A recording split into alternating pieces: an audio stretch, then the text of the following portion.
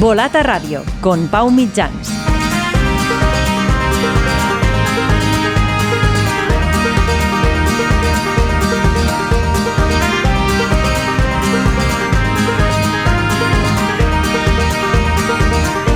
Hola, ¿qué tal? Bienvenidos a Volata Radio, tu podcast de cultura ciclista.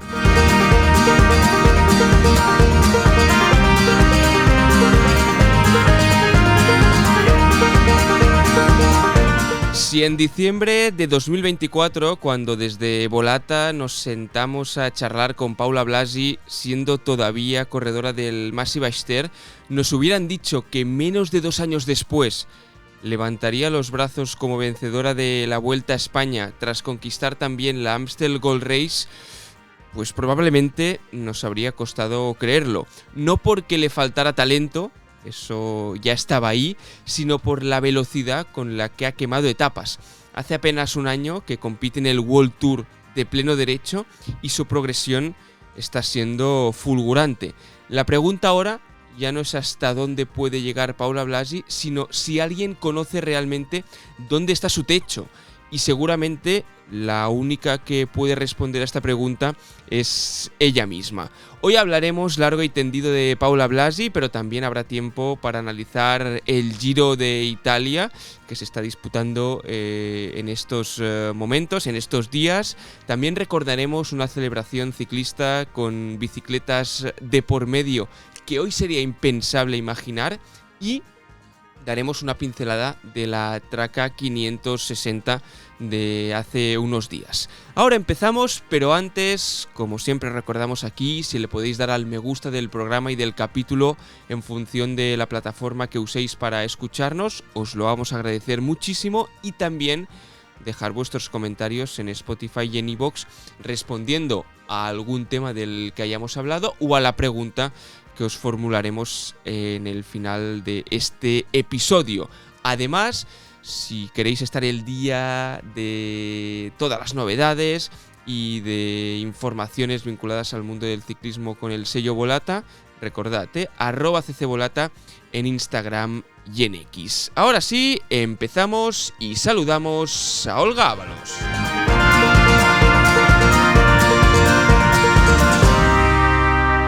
Questa edizione si decide alla volata, in una volata. Olga Ábalos, ¿qué tal? ¿Cómo estás? ¿Cuánto tiempo? Pau, bienvenido de nuevo al podcast. Muchas gracias. La verdad es que tenía ya muchísimas ganas de volver por aquí. Esta semana ya veréis que el capítulo está colgado en viernes.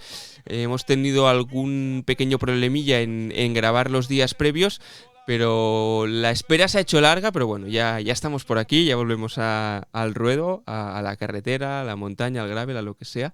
Pero Muy sí, bien. sí, tenía ya ganas de volver por aquí y de volver a charlar contigo de muchos temas de actualidad ciclista.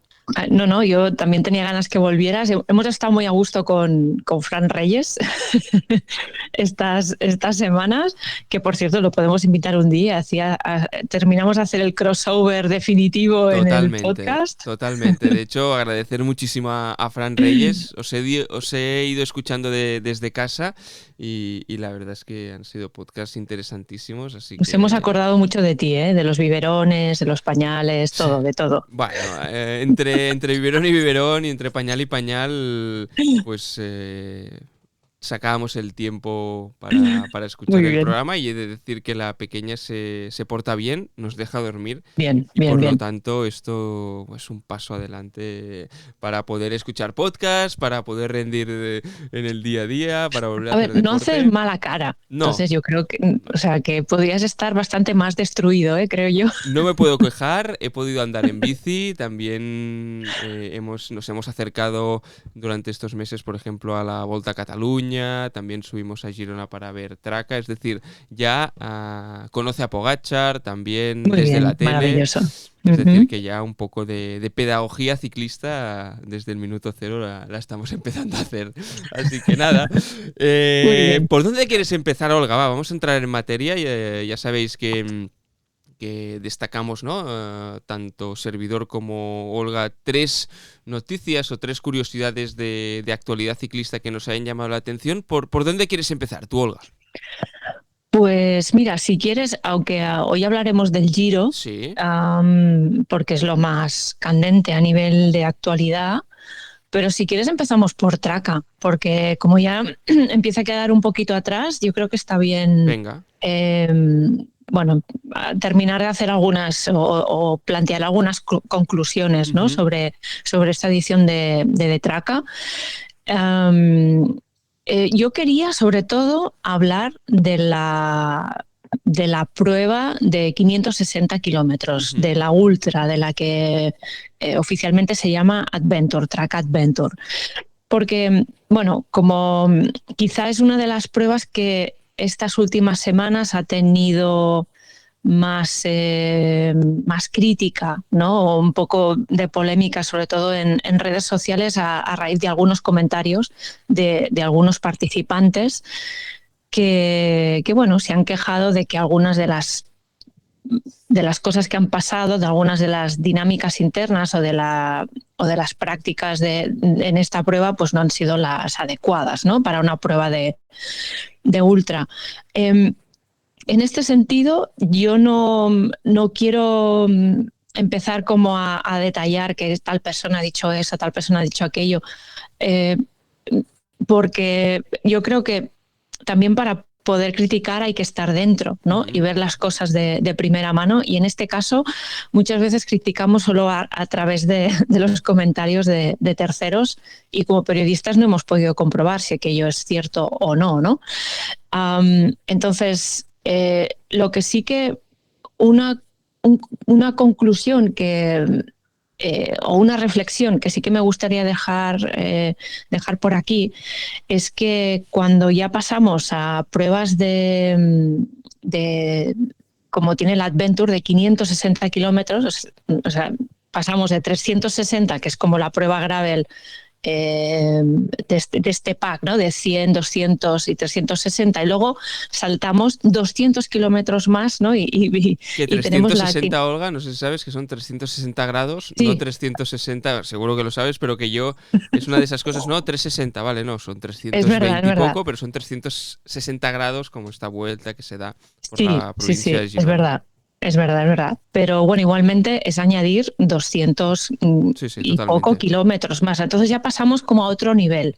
Digamos que ya eso no es entramos dentro del territorio ultra, ¿no? Y el territorio de ultraciclismo o de larga distancia tiene como unas necesidades muy diferentes del resto de pruebas que eh, también por el tipo de participantes, por la distancia recorrida, por los riesgos que supone también esa distancia y también por la dinámica interna, ¿no? Ujú. de la propia prueba.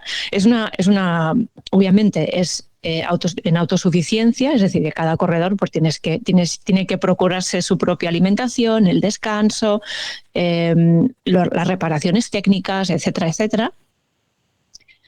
Pero eso no implica que la organización no deba procurar una mínima asistencia en determinados casos, ¿no? O tenga que hacer un seguimiento diferente que las otras pruebas de traca. Y me refiero, pues eso, a tener un sistema de trackers que sea fiable.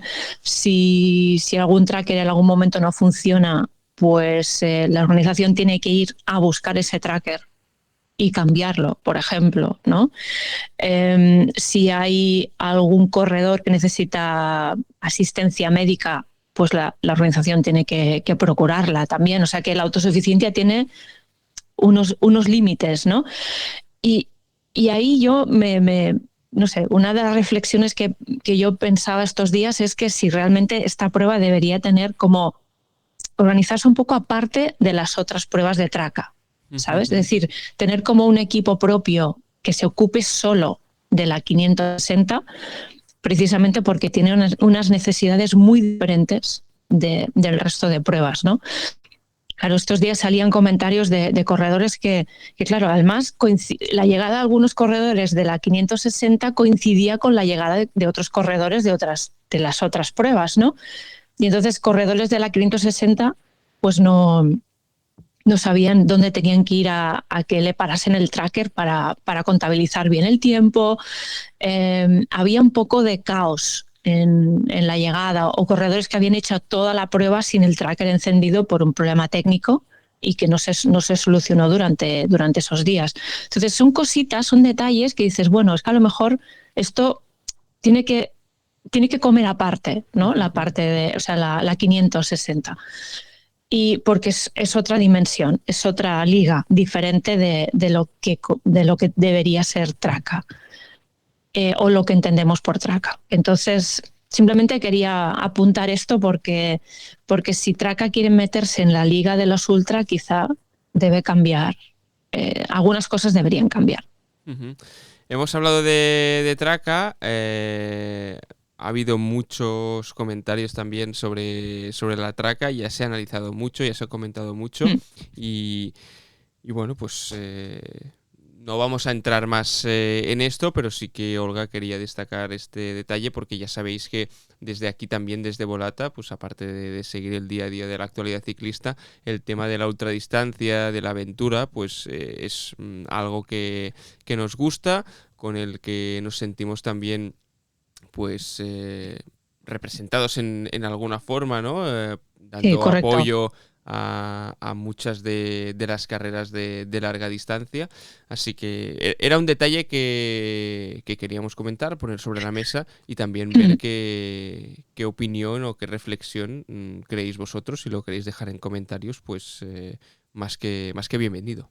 Sí, correcto. Y es lo que dices, Pau. En los últimos tiempos, desde Volata hemos apoyado eventos de larga distancia y eso también nos ha permitido entender cómo funcionan, ¿no? Por dentro.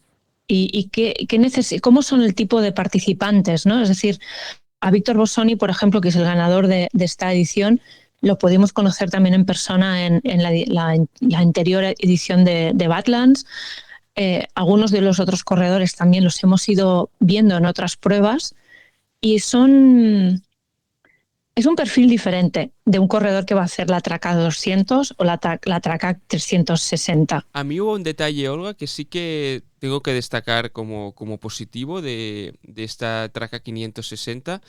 Ya te digo, ni la he vivido ni la he hecho, pero sí que es cierto que mirando este año por pura curiosidad el tema de las inscripciones, sí que pedía que hubieses hecho alguna prueba de ultradistancia sí, eso es cierto. antes, ¿no? Sí, y esto sí que es cierto que por experiencia con otros eventos de ultradistancia en los que he participado, y por eso puedo hablar en primera persona, no me lo había encontrado, y sí que es algo que creo que, ostras, pues me parece en cierto modo interesante, ¿no? El hecho de ostras, hacer un evento de más de 500 kilómetros, si antes no has hecho alguno de 300 o de 200 o de 400, creo que es bastante recomendable, ¿no? Y el hecho de crecer de forma paulatina en según qué eventos y que el propio organizador te obligue a unos mínimos para garantizar,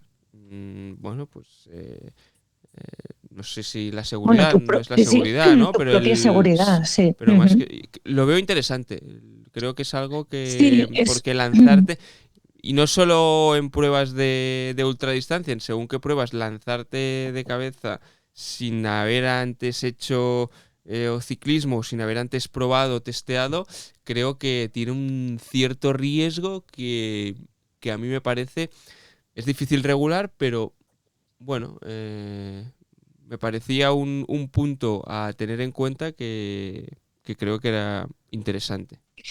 Sí, también hay que decir que esta petición de experiencia previa no se aplica en las otras distancias. No. Porque también hemos visto un caso de gente debutante Sí. que también podría ser un poco cuestionable, pero sí, lo veo un detalle interesante. Supongo que también es una manera de asegurarte que todo el mundo puede terminar en un determinado periodo de tiempo, ¿sabes? O sea que... Y que todo el mundo se mete, sabe dónde se mete. Sí, porque... sí.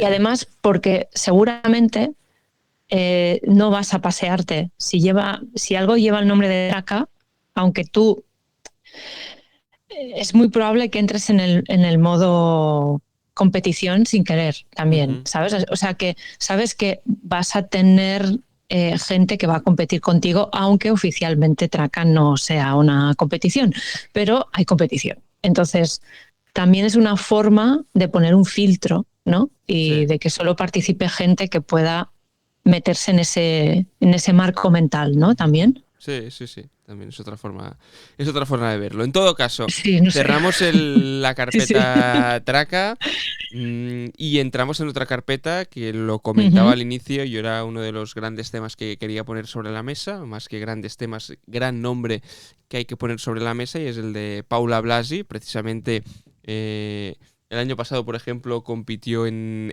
la Traca 200 y quedó quinta. Y claro, cuando la vimos allí en Girona, era difícil poderse imaginar que en menos de un año estaría levantando los brazos en Amstel Gold Race y después en la Vuelta a España, ¿no? Y como comentaba al inicio también, ese 2024 en que desde Volata pues subimos a Puigcerdá, a zona cercana donde vive Paula Blas y donde entrena, y conversamos con ella, en este caso tú, Olga, pues creo que pocos hubiésemos dicho, no, que no sería capaz de llegar donde ha llegado, sino el tiempo. Y creo que aquí es el gran punto diferencial, ¿no? Es decir, obviamente ha habido muchas ciclistas españolas también, ¿no? Que han conseguido triunfos importantísimos. Pero esta precocidad y este saber adaptarse a una disciplina completamente nueva para ella en tan poco tiempo, pasar al World Tour hace un año, saber moverse en el pelotón, porque no solo son piernas, no solo son números, esto lo hemos visto en infinidad de ciclistas, ¿no? Que mueven unos números espectaculares, entrenando, dices, ostras, lo tienen todo para llegar, pero después llegas al pelotón y tácticamente no te sabes mover, te es muy complicado, ¿no? Pues meter codos. En cambio, Paula es que, ostras, es algo, bueno, Sí, no, no, o inexplicable sea, prácticamente. es espectacular. A ver, hay que decir también que la propia Paula mmm, todavía sabe que seguramente todo lo que está consiguiendo bueno, es a base de piernas, ¿no? A base de motor, pero todavía tiene que aprender mucho de Ujú. cómo optimizar la energía dentro del pelotón, ¿no? Y yo creo que en ese sentido tener a, em, a no me salía el nombre, a Mavi García también, ¿no? Como es gran escudera, le está enseñando mucho cómo tiene que colocarse, cómo tiene que guardar, ¿no? Para luego utilizar esa energía cuando toca. Yo recuerdo cuando la pude entrevistar, eso, hace un par de años, y estaba como muy contenta, ¿no? De estar de tener esta oportunidad de ser profesional, de estar en el UAE, etcétera. Y me decía que ella había pedido expresamente al equipo ir a carreras difíciles, ¿no? Para poder aprender cómo colocarse en el pelotón, como las clásicas, ¿no? De decir, no sé, es que no sé. Y entonces ella quiere aprender y tiene muchísimas ganas de saber moverse en el pelotón, pero es que lo que decías tú, yo creo que no podíamos predecir que esto iría tan rápido. O sea, el equipo lo vio enseguida porque enseguida la pasó del equipo de desarrollo al primero. Entonces ahí ya vieron algo. Pero claro, de ahí a ganar una Vuelta a España y una Amstel Gold Race es que, bueno, no sé, yo todavía estoy un poco en shock de lo conseguido por Paula y, y no sé, no sé qué decir, la verdad, ¿eh? Yo escuchaba esta semana a nuestro compañero Isaac Vilalta en el podcast de Radio Volta que tienen en Cataluña Radio, que entrevistaba a Fran Escolà, que es el entrenador de Paula Blasi, y precisamente decía esto, ¿no? Que quizá lo que le falta pulir a Paula son estos detalles de táctica, de colocación, pero que esto lo va a ir puliendo con los años. Pero se desprende por cómo la ves correr, por cómo la ves encima de la bicicleta, que hay una parte innata que ya tiene Paula, ¿no? Porque si no tienes esta, estar tocado, no sé si por la varita o por qué, no te vas a una Amstel y la ganas de la forma en la que la ganas, teniendo en cuenta que en principio no aparecía en la lista de convocadas por el equipo para correr Amstel Gold Race, ¿no? Que fue una decisión de última hora, una prueba en la que tantas ciclistas, tanto en el campo masculino como en el femenino en este caso, han hablado, ¿no? De la dificultad que tiene esta prueba a nivel de colocación, a nivel de giros, a nivel de por dónde te entra el viento. Ostras, se me antoja complicado, y teniendo en cuenta también las dificultades que tuvo durante la prueba Paula, el hecho de que fuera una mera casualidad. Y después lo confirma todo en la vuelta. Lo confirma todo en la vuelta, sabiendo jugar sus cartas. Se va al suelo hasta 2 veces en la Vuelta a España. Esa caída que tiene con Urshka en la hierba, que no pasa nada, pero creo que es al día siguiente, antes del Spraeres, que también se va al suelo, sabe recomponerse. No sé, tiene, creo, este saber hacer que es muy difícil entrenarlo, que la convierten en una corredora muy potente y en una corredora muy a tener en cuenta de cara a los próximos años, no solo por todo el potencial que puede desplegar a nivel físico y a nivel táctico, sino porque ya tiene incorporado, ¿no?, este chip de, bueno, el ciclismo estaba hecho para ella, ¿no? Y esto o se tiene o no se tiene, y tras esta Vuelta a España ha quedado claro que Paula lo tiene, y que aparte tiene ganas de más, que es algo que también me sorprendió muchísimo, ¿no? Esta competitividad innata que tienen todos los campeones de llegar a meta, ser segunda y decir, vale, he ganado la Vuelta, pero me he quedado con la espinilla de no ganar en el Angliru. Otra hubiese dicho, pues, estoy contentísima, he quedado segunda, y lo primero que dice en una declaración que suelta es, ya sabor no sé si era sabor agridulce o espinita de, sí, he ganado, estoy muy contenta, pero no había ganado. Y dices, bueno, pues sí, es una bestia competitiva, sí. Paula, porque incluso el detalle del Angliru, ¿no? De que hubo un momento que si se queda, que si no se queda, qué tal, o sea, digamos que puso ahí, no sé, supongo que le debían decir desde el coche, ¿no? A 3 kilómetros, que si apretaba un poquito más, pues dejaba atrás a Anna van der Breggen y podía recuperar esos segundos, ¿no? Para conseguir el liderato y la vuelta. Y ella dijo, iba vacía, pero como que mentalmente su cabeza hace un clic y tira, ¿no? O sea que o incluso en la propia Amstel, ¿no? Que ella reconoció que lo está pasando mal a nivel de colocación y estaba haciendo como la goma, ¿no? Al final del pelotón. Y no sé si fue por órdenes de equipo o fue ella misma que dijo, bueno, un lugar donde no voy a poder hacer la goma es delante, ¿no? Sí. Entonces tira hacia adelante y ya veremos qué pasa, ¿no? Pues bueno, supongo que eso también sorprendió al resto del pelotón. Y después el tema del desarrollo, que es la primera en llegar a meta y decir, ostras, me he equivocado, ha sido error en no escoger el desarrollo adecuado, y no tiene problema en reconocerlo, que es otra de las cosas que le destacamos, ¿no? Esta naturalidad, bueno, tiene ese carisma que pocos o pocas corredoras consiguen conectar tanto con el aficionado, y no sé si tiene esta misma es percepción. Que no tiene filtro, todavía no tiene filtro, exacto, Paula. Exacto, veremos si poco a poco va poniendo filtros, que obviamente cuando llegas según qué punto, pues ya más por necesidad que por otra cosa tienes que ir poniendo estos filtros. Veremos Correcto. hasta qué punto Paula los pone o no los pone, pero a nivel mediático, a nivel catalán seguro, ¿no? Porque al final, lo comentábamos el otro día también, es la tercera corredora catalana en ganar una gran vuelta.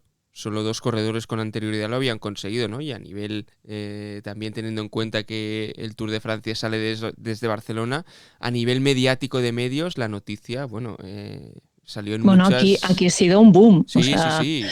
Y llenó portadas de diarios generalistas. sí, Es sí, sí, decir, ha sido sí. un boom espectacular lo de Paula Esto Blasi. ha sido un fenómeno porque mucha gente que seguramente esto y lo vieron en la Vuelta a España femenina, digamos que la Vuelta a España tiene, que esto a lo mejor es un melón que podemos abrir otro día, el tema de la Vuelta a España femenina, hasta qué punto debe estar tan supeditada a nivel de organización a la Vuelta a España masculina. Uh-huh. Eso es otro melón que a lo mejor abrimos un día, porque justamente esos días iba hablando con periodistas, ¿no? Y me contaban como que claro, también con todo lo que ha pasado con el Angliru, ¿no? Que quieras que no, la Vuelta ha subido un escalón más, ¿no? Porque había gente que decía que las ciclistas no eran capaces de subir el Angliru. Entonces dices, bueno, vale, sí, se pueden poner recorridos de este tipo, las ciclistas lo pueden hacer.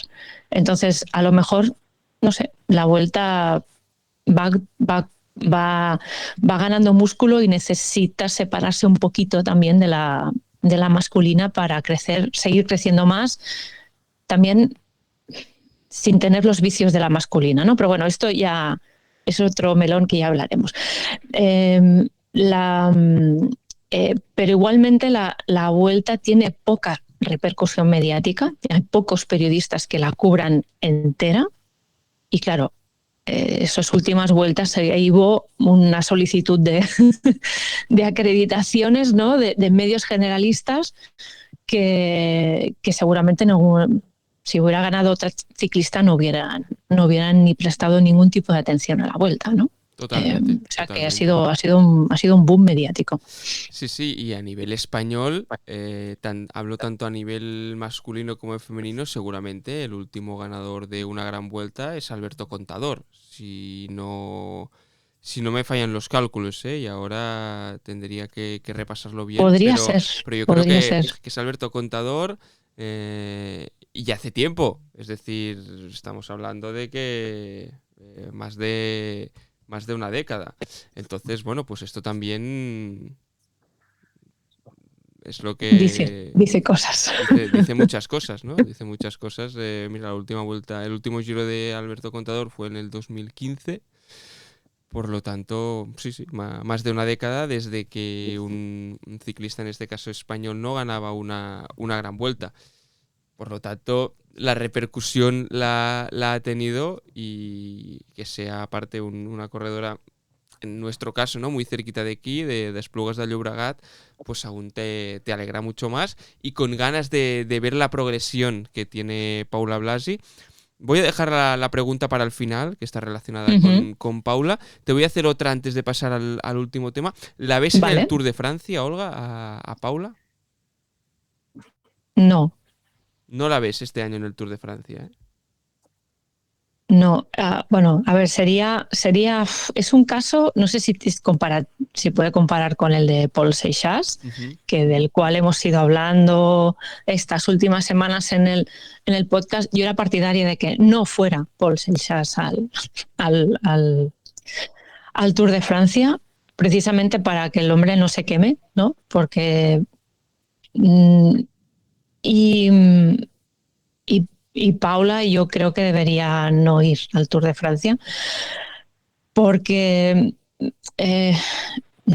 es que tampoco, bueno, a ver, tampoco hay que sentar cátedra ni de cosas que tampoco nosotros somos periodistas, no somos entrenadores, ni somos fisiólogos, pero yo creo que el equipo va a ser conservador en este caso, porque es que hace 2 años que no, bueno, hace como 2-3 años que Paula no había tocado una bici todavía, ¿no? Entonces, yo creo que necesita un tiempo de maduración física también. Yo no la veo en el Tour de Francia.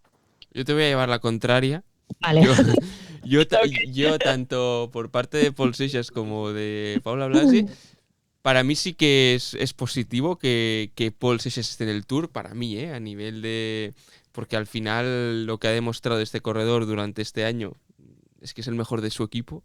Entonces, si eres el mejor de tu equipo, estar en la mejor carrera del mundo, creo que debes estar.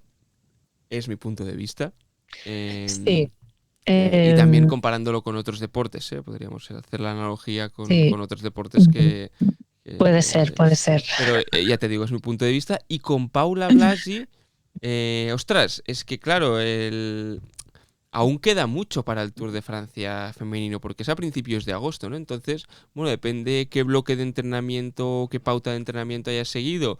Si va como refuerzo de Elisa Longo Borghini, ¿no? Porque al final, pues Elisa... Es que esa es la otra. Es que esa es la otra. Yo no la llevaría como cabeza de cartel, así de primeras, pero una dupla Elisa Longo Borghini Paula y después que la carretera la ponga en su sitio y también para irse empapando del Tour, yo no lo veo tan descabellado. Ya te digo, hablando desde casa, desde el sofá, porque al final, ostras, no sé.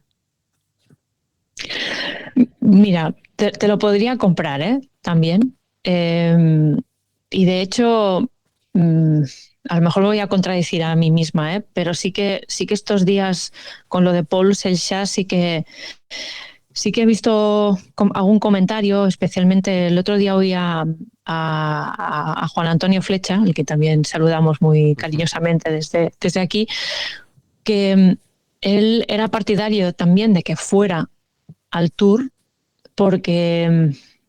precisamente porque en el ciclismo nunca sabes qué va a pasar. Y si hoy tienes la oportunidad de hacer el Tour, mejor que lo hagas hoy que te esperes año que viene, porque a lo mejor el año que viene pasa algo y no vas a poder, no haces el Tour, ¿no? Y él era más partidario de aprovechar siempre las ocasiones cuando se te plantan delante. Y bueno, me pareció también interesante esa visión. También supongo que tiene la visión de corredor, ¿no? Claro. De ver que quizá te puede pasar algo, te puedes caer, te puedes tener una lesión y tu carrera deportiva se va a la mierda, hablando en plata, ¿no? Entonces, si tienes la oportunidad, cógela. Y bueno, eso también le estoy dando vueltas a eso, también. Pues ahí lo dejamos. Si queréis comentar en comentarios también el hecho de si Paula Blasi puede estar en el Tour de Francia o no, pues más que Vale. bienvenidos. Muy y bien. pasamos a otro tema que querías destacar, Olga. Venga, va.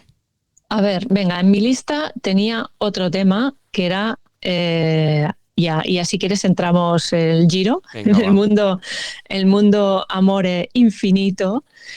Y quería comentar, bueno, hoy estamos grabando en viernes, sí, y etapa todavía resuena que hoy es la etapa del Blockhouse, pero todavía va como resonando lo que pasó en la etapa de ayer jueves. Jueves Que 14 de mayo, para quien esté correcto. descuadrado y esté escuchando el podcast y no sepa en qué día vive, estamos hablando de la etapa del jueves 14 de mayo. Sí, con final en Nápoli, centro de Nápoles, y a 200 metros es una etapa que ya se preveía con llegada masiva, y a 200 metros se produce una caída en una curva con pavé, en la que se cae Dylan Groenewegen y otros corredores, y impide que equipos ya preparados, ¿no? con treno bien entrenado, como puede ser el Lidl Trek, pues puedan disputar la llegada, ¿no? y así conseguir una etapa en el Giro. Claro, venimos de un Giro, o estamos viendo un Giro con muchas caídas, con muchos corredores que se han ido a casa, y algunos con fractura importante, ¿no? Como puede ser Marc Soler, ¿no? Con fractura de pelvis. Pero ayer en la llegada, ¿no? Incluso Jonathan Milan criticaba la organización del Giro diciendo: pero ¿cómo se os ocurre meter una curva con pavé a 200 metros de meta si es peligrosísimo, ¿no? Y esto vuelve a poner sobre la mesa todo el tema de la seguridad en los sprints masivos, ¿no? Sobre todo en este año en el que en las grandes vueltas la UCI ha aumentado el número de corredores en el pelotón. Ahora son 23 equipos compitiendo en las grandes vueltas, y eso supone ya un pelotón de... Bueno, tendría que hacer la cuenta ahora. Mira, no me lo he preparado, perdón. Pero bueno, tenemos que multiplicar 23 por 8, ¿no? Sería esto, mira, son 228 corredores. 228 corredores. Y todo lo que estaba diciendo Jonathan Milan ayer, que obviamente todo eso lo dijo ahí con las pulsaciones aceleradas después de llegar a meta, me ha resonado mucho con otras Olga. conversaciones. Ah, perdona. 184 corredores, Muy bien, somos de porque letras, como se nota. porque he ido a ver los dorsales y sí que es cierto que reservan más dorsales para equipos Sí. y no me quería equivocar. Sí, 184 corredores, no llega a 200, porque pero por poco. Sí, porque hay dorsales que no se usan Exacto, ¿no? exacto. Creo entonces, bueno, y todo esto me ha recordado a una parte de la conversación que tuve hace unos días con Biniam Girmay, que será uno de los protagonistas del número 51 de la revista Volata, que sacaremos antes del Tour de Francia. O sea que desde aquí también invito a que no os perdáis este número. Y Biniam Girmay,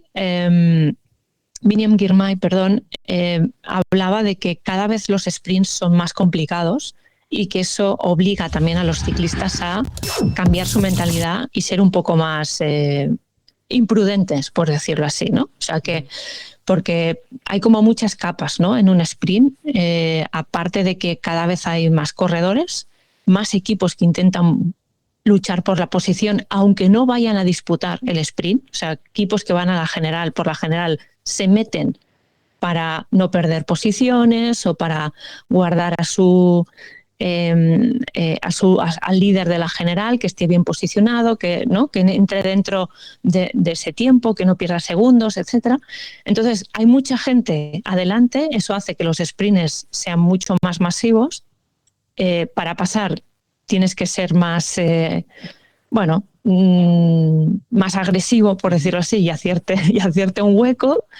Y eso, si lo sumas al callejeo, que a veces tiene que producirse por compromisos de la carrera, porque tiene que terminar en el centro de la ciudad, pues pasan cosas. Y si caen 2 gotas, pues todavía más, ¿no? Y si hay pavé roto, todavía y si hay pavé, pues todavía más. Entonces Jonathan Milan decía, ¿y no era más fácil pasar por aquí, pero en línea recta y no tener que hacer una curva, ¿no? Bueno, son reflexiones que a toro pasado, digamos, que se pueden hacer.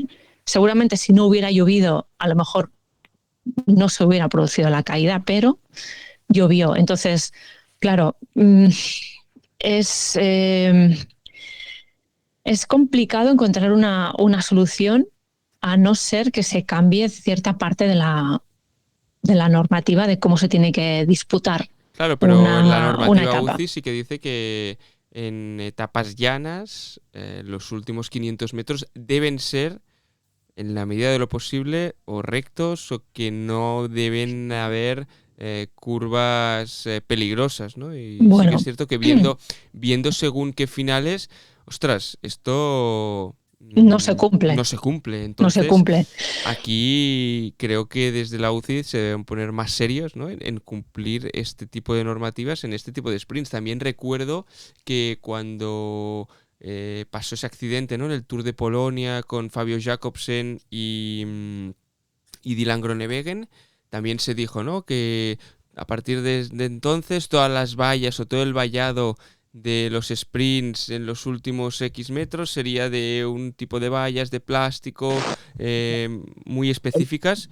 Ostras, yo las he visto en pocos sitios, este tipo de vallas, ¿no? Entonces, bueno, pues que la seguridad es algo que debe ser prioritario, sobre todo para para la integridad de los ciclistas. Y después podemos entrar a discutir que si cada vez va más rápido por los desarrollos que llevan, que si...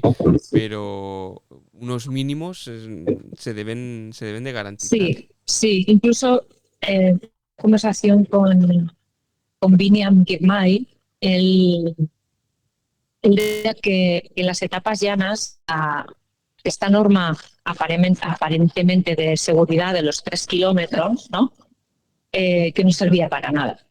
Entonces, que a lo mejor habría que cambiar algún detalle de este tipo también para evitar que muchos equipos se metieran dentro de la llegada. Así, ¿no? Es decir, él se pregunta, ¿tienen que haber 23 equipos disputando el último kilómetro o nos pueden dejar espacio a los equipos que vamos con sprinter? Es que no sé si él se hacía esta pregunta, ¿eh? Y precisamente hablando del Giro de Italia, dejamos atrás esta cuestión de los sprints que comentaba también Olga con esta entrevista que mantuvo con Biniam Girmay del NSN Cycling Team, que vais a poder leer en el próximo número de la revista Volata. Del Giro también queríamos comentar dos frentes que relacionan de alguna forma u otra a Jonas Vingegaard. Por mi parte, quería comentar el apartado más cómico, te voy a decir, de Jonas Vingegaard, que es un ciclista que normalmente, pues... no diríamos que es el más animado del pelotón, pero que en todo caso nos dejó una curiosidad en este traslado desde Bulgaria hasta Italia, ¿no? Que salía con uno de los propietarios del Unibet Rose Rocket, escogiendo una botella de vino, ¿no? Y veíamos a un Jonas Vingegaard cargado con la mochila, discutiendo con Josh, creo que se llama, sobre qué botella de vino escoger, y me pareció una escena graciosa también a destacar, ¿no? Pues el contenido que hacen desde el Unibet, que realmente han ido un paso más allá y nos desvelan detalles interesantes muchas veces de contexto, ¿no? Por ejemplo, el otro día también cuando Dylan Groenewegen se fue al suelo, pues mostraban el chequeo clínico que le hicieron para que pudiese continuar el día después y colgaron el vídeo en sus redes sociales, ¿no? Pues detalles que pueden parecer menores, pero que hasta ahora muchas veces no estábamos acostumbrados a ver, que te dan mucho más contexto cuando estás desde casa. Y nada, esto de Jonas Vingegaard me pareció divertidísimo, que el día de traslado, pues como uno más, ¿no? En el aeropuerto, decidiendo si compraba un vino u otro, que no sabemos si acabaron comprando. Pero en todo caso, no sé, son detalles que hacen mucha gracia y que, son un poco más distendidos y sales un poco de la competición pura y dura que son las pruebas de 3 semanas. Sí, además estos vídeos, de hecho el Unibet Rose Rockets, creo que se llama así el nombre completo del equipo, lo está haciendo muy bien a nivel de creación de contenido con estos vídeos que comentas y nos enseñan cosas. Bueno, a ver, se nota que vienen del entorno digital, y dominan muchísimo toda esta comunicación y está bien que también los corredores supongo que se prestan, ¿no? Que se los grabe en determinadas situaciones, ¿no? Bueno, y es que creo que para formar parte de este equipo o aceptas esto, claro, o ya no entras a formar parte. Seguramente. Y entonces incluso entre ellos hay coñas internas, ¿no? Como ¿cuál es el corredor más desordenado, ¿no? En la habitación, ¿no? Y hay como mucha coña alrededor de Thomas Kopecky, ¿no? Que se ve que es bastante caótico, siempre le pasan cosas y desde el equipo no les importa, ¿no? O sea, explicar todas estas cosas, ¿no? Esto es como no sé, el otro día había un vídeo en el que explicaba Kopecky que que había dejado las zapatillas en el balcón, ¿no? Para que se airearan, y entonces había sacado como la plantilla, ¿no? De dentro de la zapatilla, entonces hizo viento y obviamente las plantillas volaron y tuvo que bueno, pues otro corredor le tuvo que dejar sus plantillas para las zapatillas, ¿no? O sea, estas cositas que la verdad es que crean como a nivel de redes funcionan súper bien, y a los aficionados que nos gusta esto, pues estamos todo el día ahí mirando vídeos. A ver, esto hay que reconocerlo. A mí me enganchan estos vídeos también. Y más allá del contenido, también también tú querías destacar, ¿no? La figura de Jonas Vingegaard, ya más en lo meramente deportivo, que nos vamos ya por las ramas. Sí, correcto. Que es la figura de Jonas Vingegaard en este Giro de Italia, que si no pasa nada fuera de lo habitual, es que no tiene rival. No. Y además es algo, quería destacarlo también porque es algo que le está pasando al Giro últimamente, ¿no? De que hay un corredor que es el que parece que sea el único que pueda ganar el Giro, ¿no? Y ya pasó cuando participó Pogačar, ¿no? Que se vio claramente que, bueno, pues el Giro lo ganaría Pogačar, y así fue. Quizá el año pasado hubo un poquito más de aventura, por decirlo así, porque estaba, ¿no? Pues Del Toro, Carapaz, y al final se lo llevó Yates, pero cuando aparece este tipo de favorito, es como que parece que todo lo ocupe, ¿no? Ese favorito, y que no haya opción para nadie más. Y no sé si es algo que no es bueno para el Giro también, ¿no? Que solo haya un solo favorito. Ya, esto tiene difícil solución por eso, ¿no? Porque, bueno, al final también tenías a Almeida, que quizás sí que le podía hacer un poco de sombra, claro, a Jonas Vingegaard, y ha tenido sus problemas físicos, y al final sí que la gran rivalidad Jonas Pogačar, o Jonas Vingegaard y Pogačar, la vemos en el Tour de Francia, y es más complicado verlas en las otras carreras. Y un tercer elemento, cuando está o Tadej o Jonas en una prueba de 3 semanas sin que el otro esté, pues este dominio, saber hacer, dominar la carrera de principio a fin, pues también hace que la lucha por el primer puesto quede un poco más mermada. Veremos si con Paul Seixas esto en los próximos años cambia o no, pero yo también me parece bastante complicado que todo lo que no sea una victoria de Jonas Vingegaard en el Giro de Italia me parecería muy sorprendente. Muy sorprendente porque, ostras, es un corredor que está por encima del resto claramente, que a nivel de 3 semanas es un corredor súper fiable, y por lo tanto, bueno, me parece eso, muy, muy, muy, muy difícil. Le tendría que pasar algo a Jonas para que no ganase este Giro de Italia. Además, un Giro que tiene una crono de 42 kilómetros, etapas de media montaña, y las etapas importantes las veremos al final de la tercera semana. No sé, no lo veo, yo no lo veo. Sí, es difícil que haya un cambio de guión, pero sobre todo quería comentar esto porque no es bueno, porque el Giro también está pasando por una etapa un poco complicada a nivel de financiación.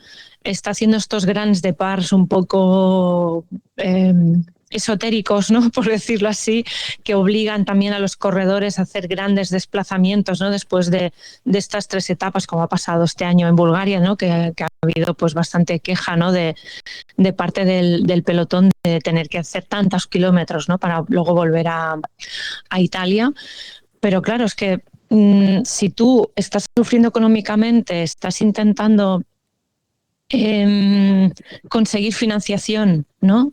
Y luego, a nivel deportivo, solo tienes un favorito, es una ecuación compleja. Es una ecuación compleja, y esto, no sé, tiene difícil solución, pero me sabe mal que pasen estas cosas cuando por el otro lado parece que ASO está creciendo, y está creciendo también su monopolio a nivel competitivo, ¿no?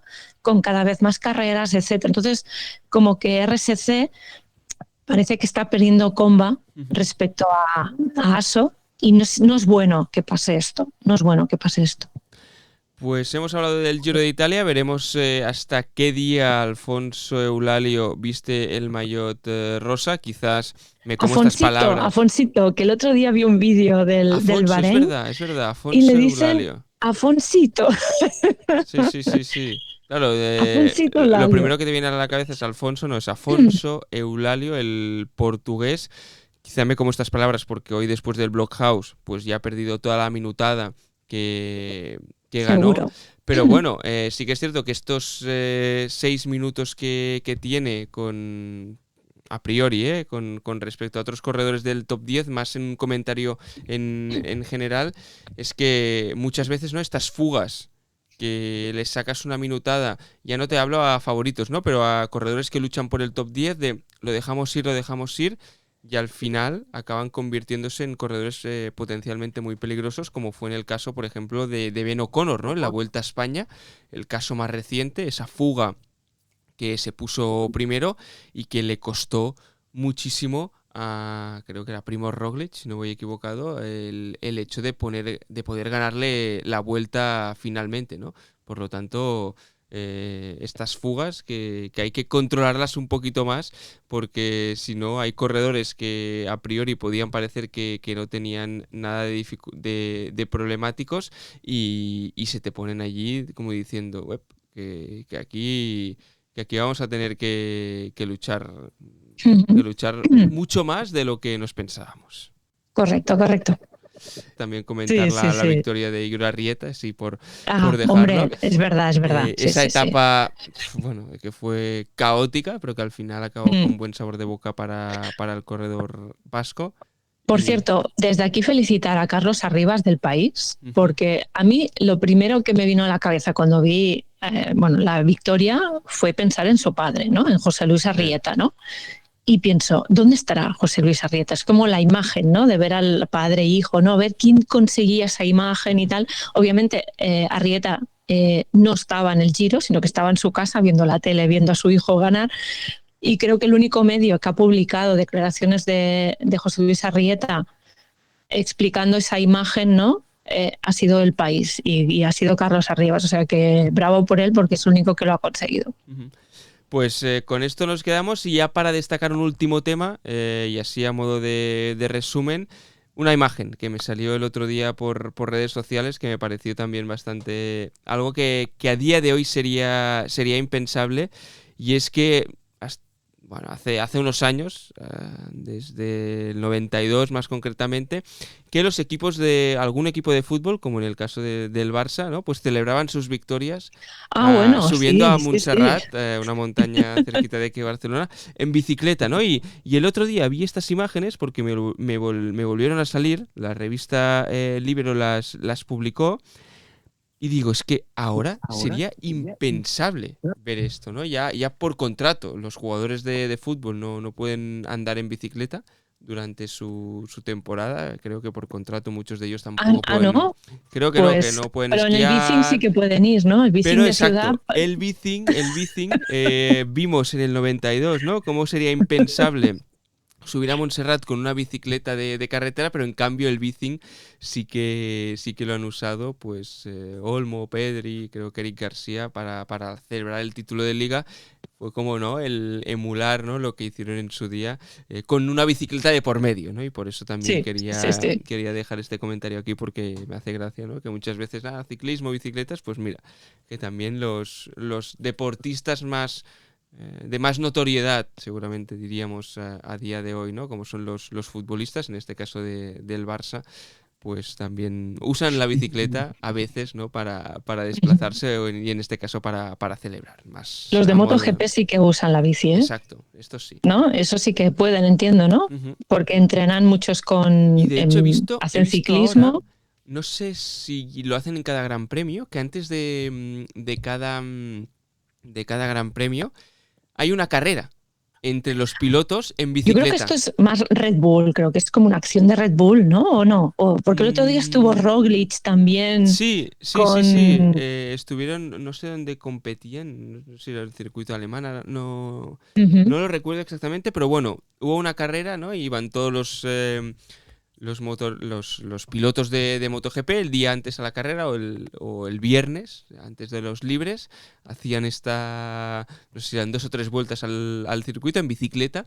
Pero bueno, que sí que hay mucho corredor de MotoGP aficionado Ujú. al ciclismo. Bueno, eso nos lo explicó una vez también a Volata Alex Rins, que Ujú, también sí, va en bici y muchos se llevan la bici de carretera, pues bueno, pues se la llevan como una herramienta más también y que la bicicleta también les servía como para reconocer el claro, circuito. Entonces claro. iban dando vueltas así de una forma un poco más informal o para calentar y tal, y en bici reconocían el circuito. Pues detalle interesante. No sé si los futbolistas reconocían algún circuito, ¿no? En todo caso, No lo sé. me pareció destacado o interesante más que nada de destacarlo. Muy Vamos bien. a ir cerrando y vamos a entrar ya a la pregunta final y con esto remataremos el podcast. Volata Radio. Ciclismo, cultura, periodismo. Y la pregunta no es otra que ¿qué victoria de Paula Blasi os sorprendió más? ¿Si la de la Amstel Gold Race o la de la Vuelta a España? Y la podéis responder vosotros también en comentarios y obviamente tanto un servidor como Olga la vamos a responder. Olga, ¿tú con qué te quedas? ¿Qué te sorprendió más? Si ver a Paula levantar los brazos en la Amstel o en el Angliru. Debo decir que en la Amstel, Ujú. porque, am, porque en una vuelta sí que obviamente bueno, tienes que estar ahí, ¿no? Para ganar para ganar la general y no perder tiempo y etcétera.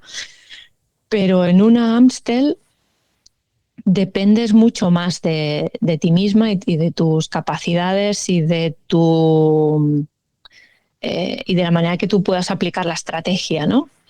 Entonces, la Amstel me sorprendió bastante porque es una carrera difícil. Es una carrera difícil. Eso muchas corredoras y también en la masculina lo destacan, que son competiciones de un día difíciles que en las que hay menos oportunidad también de hacer errores. Y lo de Amstel para mí me pareció sorprendente. Precisamente por la inexperiencia, ¿no?, que tiene Paula en este tipo de carreras. Va, yo me voy a quedar con la Vuelta, no por llevarte la Muy bien. contraria, Bueno. sino... No, por el hecho de la confirmación, ¿no? Es decir, llegar es muy difícil, pero mantenerte creo que aún lo es más difícil, ¿no? Y además, una Paula Blasi que llegaba después de ganar la Amstel, ¿no? Con toda la expectación que se había puesto en ella, incluso te diría con cierta presión, ¿no? De, ostras, vienes de ganar en Amstel, vienes de hacer una gran temporada. Con todos estos ingredientes en la mochila, se planta en la Vuelta y dice, no, yo vengo aquí a ganar, a competir y la gana, ¿no? Ostras, sí que es cierto que Amstel me sorprendió muchísimo, pero el hecho de confirmarse en la Vuelta para mí está un puntito por encima. Pero bueno, todos son opiniones. Dejarla vuestra en los comentarios y nosotros ya lo vamos a ir cerrando. No sé si te queda algo por añadir, Olga. Si no, damos por hecho el podcast y nada, hablamos dentro de 2 semanitas ya, como decías, con prácticamente, no es el Giro acabado, pero sentenciado seguro. No, simplemente animar a la gente a que se siga suscribiendo a a la revista, porque esto es lo que nos permite también, bueno, seguir creando contenido, newsletter, este podcast, por ejemplo, y eso, y que estamos contentos de seguir dando la bienvenida a muchos suscriptores y también a eso, agradecer a todos los que hace años que están suscritos y nos apoya, y que eso, que necesitamos seguir creciendo en suscriptores para mantener vivo el proyecto. Y estar atentos, ya lo vamos a ir desvelando en las próximas semanas, porque vamos a El Tour de Francia sale desde Barcelona, sale desde nuestra casa y por lo tanto desde Volata ya estamos empezando, ya llevamos meses calentando motores para que esos días pasen cosas en la ciudad y que pasen cosas con el sello Volata. Así que de momento os lanzamos esta información que vamos a ir ampliando en próximos podcasts. Hasta la próxima, que vaya bien, Olga. Hasta luego.